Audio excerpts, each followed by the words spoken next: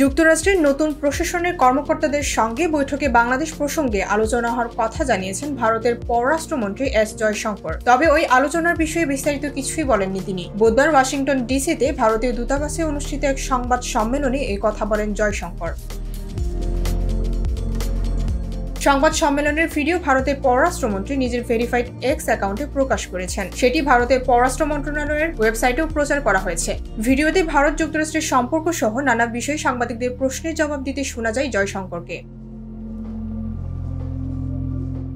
ভারতের রাষ্ট্রীয় বার্তা সংস্থা পিটিআইয়ের খবরে বলা হয়, ট্রাম্পের প্রেসিডেন্ট হিসেবে অভিষেকের অনুষ্ঠানে অংশ নিতে যুক্তরাষ্ট্রে যাওয়া ভারতের পররাষ্ট্রমন্ত্রী ওয়াশিংটন ডিসিতে দেশটির নতুন পররাষ্ট্রমন্ত্রী মার্কো রুবিও এবং জাতীয় নিরাপত্তা উপদেষ্টা মাইক ওয়ালেজের সঙ্গে বৈঠক করেছেন। এছাড়া যুক্তরাষ্ট্র, ভারত, অস্ট্রেলিয়া ও জাপানকে নিয়ে গঠিত 4 দেশীয় জোট কোয়াডের পররাষ্ট্রমন্ত্রী পর্যায়ের বৈঠকে উপস্থিত ছিলেন তিনি।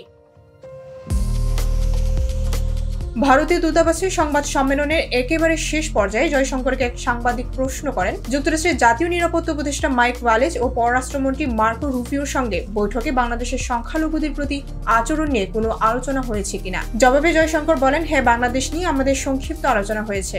আমি মনে করি না যে এ বিষয়ে বিস্তারিত বলাটা সমীচীন হবে। ভারত ও যুক্তরাষ্ট্রের ভবিষ্যৎ সম্পর্কে প্রশ্নের জবাবে জয়শঙ্কর বলেন, দুই দেশের সম্পর্ক সামনে এগিয়ে নিতে ডোনাল্ড ট্রাম্পের প্রশাসনের সুস্পষ্ট আগ্রহ রয়েছে। এটা খুবই স্পষ্ট যে নতুন প্রশাসন ট্রাম্পের অভিষেক অনুষ্ঠানে ভারতীয় উপস্থিতি চেয়েছিল। তারা দ্বিপাক্ষিক সম্পর্কের ওপর অগ্রাধিকার দিচ্ছে।